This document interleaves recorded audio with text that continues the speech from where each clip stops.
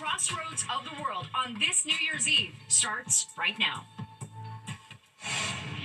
And we begin right off the top with a live look at Times Square, where that crystal ball is going to drop at midnight. You can count down along with us using the clock that you see there at the top of your screen. Good evening, and thanks for joining us on this New Year's Eve. I'm Natasha Verma. Steve has the night off.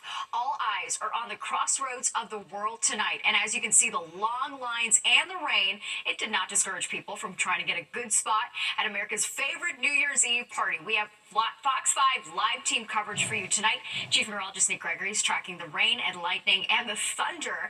But let's start with Sharon Crowley live in Times Square. Sharon, what's the latest? How does it look out there? The sky's opened up, Natasha. There's no two ways about it. And just so you at home are wondering, we are under a building's overhang. So I'm actually dry, but right behind me, you can see everyone in raincoats and umbrellas and running. But that is not dampening the spirits. There are people here from all over the world. Take a look at some of the pictures we took earlier this evening. NYPD officers spent hours wanding people down. Security is still really tight here despite the weather at one of the checkpoints here at West 49th and 6th Avenue. Now, the rules, as you know, strict. Despite all this rain, no umbrellas allowed inside, no coolers or backpacks. And as I said, the crowd super enthusiastic. And if you don't believe me, take a look at how many people were here. And they didn't just show up. Some of them got up at 2 or 3 o'clock in the morning to be first in line at one of these checkpoints. Others waited for hours and hours. They just want to be where all the action is, where the party is, to see the ball drop.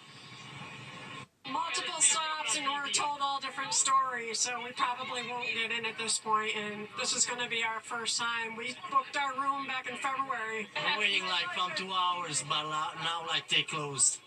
They closed? Yeah. They're not letting you in anymore? No. What do you think about that? I don't know. It's bad. This is my first time here in New York, so yeah, I'm pretty excited. Are you hoping to see the ball drop? I'm hoping so, but looking at the crowds, I don't think it's possible. We want to celebrate with all the people. Have you ever been to the New York, seen the ball drop before? No, it's first time. This is my first time seeing the ball drop, so to be very excited.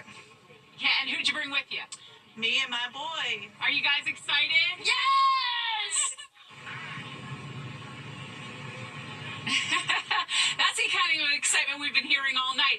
Now you're looking at some pictures from earlier this afternoon, and it's nice and dry, and that explains why so many people might have been out here really up until about 8:30 this evening. They were packed on the sidewalks and blocks down toward Times Square, toward where the ball is going to drop, all over the streets, family strollers, and then, as you saw, skies opening up just about 8:30, thunder, lightning, but guess what? That is still not stopping some people from coming here to see what's happening and coming to these checkpoints. They are putting the temporary raincoats on that you see, the ponchos, the see-through ponchos. Everyone's buying one for $1 on the street, and they're lining up and still trying to get here. And every once in a while, the NYPD opens the gates and lets another couple hundred people run down the block so they can be wanded and get into the thick of things. Because, of course, Natasha, everybody wants to be in the greatest party in the world here in New York City on New Year's Eve. You said it best. You can't stop New York. All right, Sharon, thank you so much. And let's take another live look from above Times Square, where you're not going to see a sea of umbrellas. They're not allowed, but raincoats and ponchos, like Sharon just mentioned, are definitely a necessity. Chief Meteorologist Nick Gregory is here, and Nick, the studio just shook from the thunder. You know, we were standing here, and you're like, was that thunder? Like, it certainly was. If you saw again in our earlier newscast, we were talking about the possibility of the thunderstorms rolling through. You can see them clearly on the radar. Look at all the lightning strikes again coming in across the city right now. And again, it looks like we're going to be dealing with this for another couple hours. I'll zoom in, see that heavier rain moving on through as we speak. And again, we'll be dealing with this for another 1 to 3 hours across the area. You should go from southwest to northeast here, because there's another cluster of some showers and storms looming off to the south, and even a couple more showers still coming in from Pennsylvania. Temperatures have cooled off a little, mostly middle 40s, low 50s though. Still Belmar to about 50 and Islip, and the temperatures will kind of stay there, middle to upper 40s. We'll say most of the night. Easterly winds picked up, though, 15 to 20 and gusty, and it'll be even windier as we get on into tomorrow. All right, so again, we have one old system here. Again, the old system sort of dying out, and the new system now taking over, and that's what's sort of giving us the extra energy there for those thunderstorms that are going to be rolling on through. And you're going to see in our futurecast that this will roll through in the next few hours. Again, if we get past the 11 o'clock midnight time frame, hopefully by the time the bowl actually drops, the rain may actually start to come to an end. And that's the hope anyway. But tomorrow the clouds are going to stick around. A couple of breaks of sun, mostly in the 40s, high 40s to low 50s. And we can't rule out a couple of showers in the afternoon, way off to the north, some snow showers, because it is going to eventually transition to colder temperatures and windy conditions. Here's Thursday. Everybody starts out in the 30s. We get back to the lower 40s, which is where we should be for this time of the year. All right, look at the wind forecast here into tomorrow. Winds gusting again, 35, 40. Wouldn't be surprised if we see a 50-mile-per-hour wind gust in a few spots, and the result now being a wind advisory for the entire area starting at 3 o'clock tomorrow. It's going to go through much of Thursday. Natasha? All right, Nick, thank you so much.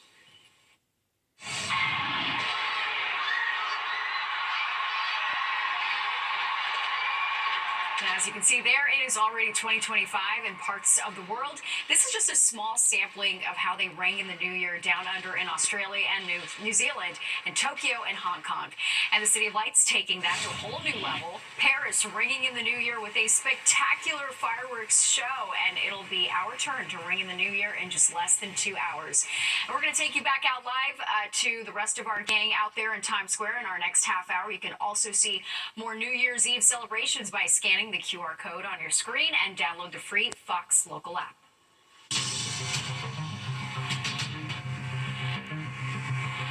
Well, despite New Jersey's best chances at fighting in court, congestion pricing is due to go into effect on Sunday. A 72-page ruling in federal court allowed New Jersey to submit additional paperwork for the judge to look at the congestion pricing plan a little deeper. New Jersey's case argues more drivers would go into Bergen County, which would lead to more traffic and pollution.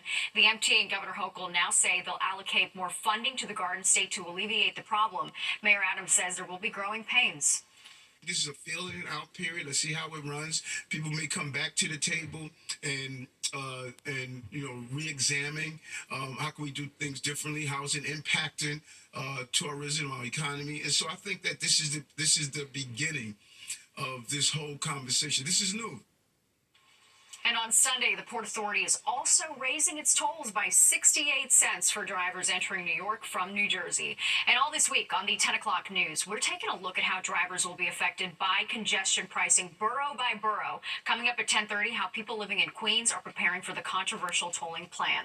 Police have identified the woman burned to death on the subway earlier this month. Her name is Debrina Kawam. She is 57 years old. Police believe she was homeless at the time, but came over from Toms River, New Jersey.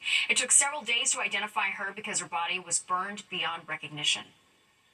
Very devastating that something like that would happen, but even more that this is happening today. You know, if that was that woman, I can't understand how she ended up in the subway in the circumstances she was in. The man charged with allegedly lighting her on fire is Sebastian Zepeda, an illegal immigrant from Guatemala. He was facing first-degree murder and arson charges. And we are on top of developing news tonight. This is the first look at the suspect facing charges in another heinous crime underground, pushing another man onto the tracks at a subway station in Chelsea. And it's an app that just might save your life on this New Year's Eve. Caught in an uncomfortable situation at a bar? Well, there's an app for that, and it's the brainchild of a local guy. Well, the mastermind of the 9/11 attacks will not face the death penalty. A military appeals court says the plea deal the government reached with Khalid Sheikh Mohammed and two other 9/11 defendants can stand. Secretary of Defense Lloyd Austin wanted it thrown out, but the court ruled he doesn't have the authority. The deal lets the three men plead guilty to the 9/11 attacks in exchange for avoiding the death penalty. Most of Puerto Rico will be ringing in the new year in the dark. Crews are working to restore power after a near island-wide blackout. The power outage hit at dawn and has left more than 1.3 million people in the dark. The power company Luma Energy says that it appears a failed underground power line is the cause and expects that it's going to take days for power to get restored. Puerto Rico continues to struggle with chronic power outages due to crumbling power grid further damaged by Hurricane Maria in 2017.